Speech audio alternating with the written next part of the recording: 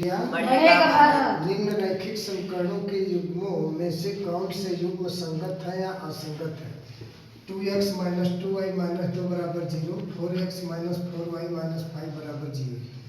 दिए हुए समीकरण से 2x माइनस 2y माइनस 2 बराबर 0 पहला समीकरण, 4x माइनस 4y माइनस 5 बराबर 0 दूसरा समीकरण लिख दिया।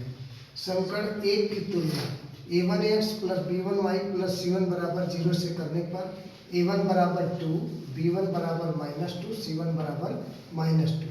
समीकरण दो की तुलना a2x plus b2y plus c2 बराबर 0 से करने पर a2 बराबर 4, b2 बराबर माइनस 4, c2 बराबर माइनस 5।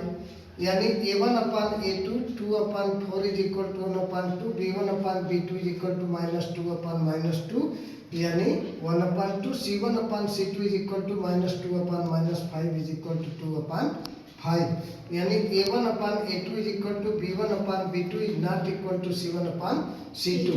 इस तरीके का जब शर्त आएगा, इस तरीके का कंडीशन आएगा तो यह क्या होगा? असंगत होगा। अतः यह असंगत है। पढ़ेगा इंडिया।